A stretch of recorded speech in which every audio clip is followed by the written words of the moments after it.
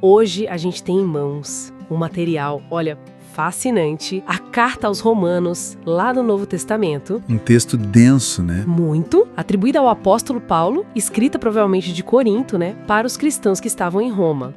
São 16 capítulos, cheios de teologia, mas também conselhos bem práticos. Exato. E a nossa missão aqui é tentar destrinchar as ideias centrais do Paulo, focando naquilo que mais chamou a atenção de quem mandou o material pra gente. A justiça de Deus, a fé, a vida em comunidade e como todo mundo entra nessa família divina. Vamos mergulhar nisso? Vamos sim, porque Romanos, Paulo está buscando explicar como é que a fé em Jesus Cristo, como ela redefine a relação da humanidade com Deus.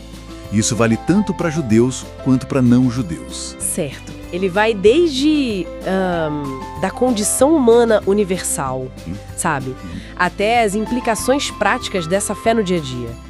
Aquela coisa da justiça de Deus, que é tanto o caráter de Deus, né? Ele é justo, quanto essa condição de estar certo com Ele, que Ele mesmo oferece. E Paulo começa com tudo, né? Argumentando que a humanidade inteira, sem exceção, está debaixo do pecado, distante de Deus. Ninguém tem desculpa, como ele diz lá no capítulo 1. Como é que ele constrói essa ideia de que é para todo mundo mesmo? Ele vai mostrando, né? Primeiro, os não-judeus, os gentios, que, ignoraram o que podiam conhecer de Deus pela natureza. Depois, os judeus, que tinham a lei, mas não conseguiam cumprir perfeitamente. Ele diz isso lá pelo capítulo 2. Sim. No fim, tá todo mundo na mesma situação. A lei, na verdade, acaba servindo para quê? Para mostrar o pecado. Como ele fala em Romanos 3:20, ninguém consegue alcançar a justiça de Deus pelas próprias obras, pelo próprio esforço. E aí vem a virada. A solução não está na lei, então. Onde está? Em Cristo. Essa é a grande notícia. A justiça de Deus se revela, ela é dada pela fé em Jesus Cristo, oferecida de graça para todo mundo que crê. Está lá em Romanos 3, versículos 21 a 24. É um presente mesmo, pura graça. E para ilustrar isso, ele usa o exemplo de Abraão, certo? Uma figura super importante para os judeus. Por que Abraão? Exato, é uma sacada genial de Paulo. Abraão, o pai da fé, né? Ele foi considerado justo por Deus, não pelas obras, nem pela circuncisão, mas por causa da fé dele. E isso, olha que interessante, aconteceu antes da lei de Moisés. Está lá em Romanos 4. Nossa, antes? Isso mostra que o caminho para ser aceito por Deus sempre foi a fé, entende? Não as obras da lei. A fé é o caminho validado desde o começo. E as consequências disso, de ser aceito pela fé, são enormes. Paz com Deus, Romanos 5:1, e aquela demonstração máxima do amor de Deus, né? Cristo morrendo por nós quando a gente ainda era pecador. Que coisa. Bem diferente de Adão. Totalmente. Paulo faz esse contraste, né? A desobediência de Adão trouxe pecado e morte para todo mundo. Mas a obediência de Cristo traz justificação e vida para muitos. Onde o pecado foi grande, a graça foi muito, muito maior. Como ele encerra o capítulo 5. Mas isso pode gerar uma dúvida, né? Se a graça é maior que o pecado, então podemos continuar pecando? Paulo já imaginava essa pergunta. E ele responde com um sonoro de modo nenhum, lá em Romanos 6. Ser unido a Cristo no batismo significa morrer para o pecado e viver uma vida nova para Deus. Deixamos de ser escravos do pecado para sermos servos da justiça. Só que a luta continua, né? Ele descreve isso tão bem no capítulo 7. Aquela briga interna, querer fazer o bem e acabar fazendo o mal.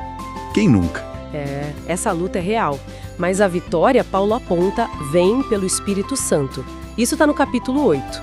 Para quem está em Cristo Jesus, acabou a condenação. É o Espírito que nos capacita a viver para Deus, que confirma que somos filhos, que nos ajuda na fraqueza. Uau! E no fim do capítulo 8, aquela certeza. Nada, nem sofrimento, nem morte, nada pode separar a gente do amor de Deus que está em Cristo. Poderoso. Aí nos capítulos 9 a 11, ele entra numa questão delicada. Israel.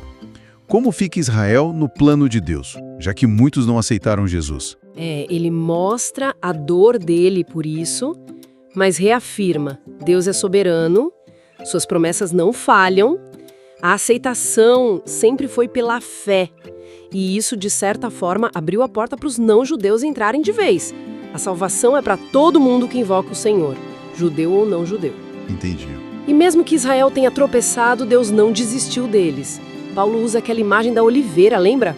Alguns ramos naturais, judeus, foram quebrados por não crerem.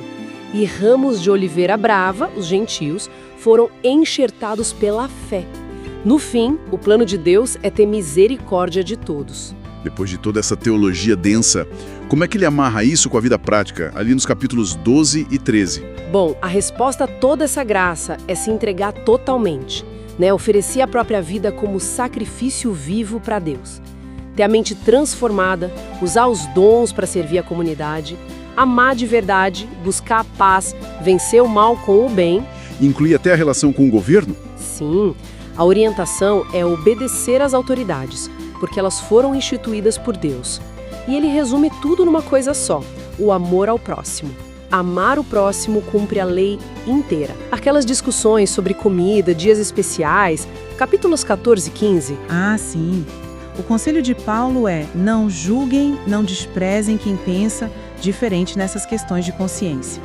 O mais importante é viver para o Senhor, buscar a paz, edificar o outro. O reino de Deus não é sobre o que a gente come ou bebe, mas é justiça, paz e alegria no Espírito Santo. E de novo a unidade entre judeus e gentios, né? Exatamente. Cristo serviu aos judeus para cumprir as promessas, e os gentios foram incluídos para louvar a Deus pela misericórdia dele. O chamado é acolher uns aos outros, assim como Cristo acolheu a gente. Para fechar, o capítulo 16 é cheio de saudações.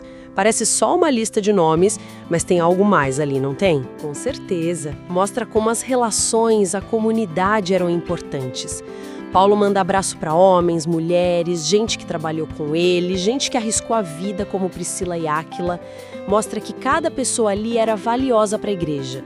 Ele também alerta contra divisões e termina com um louvor lindo a Deus. Uau! Que jornada, hein?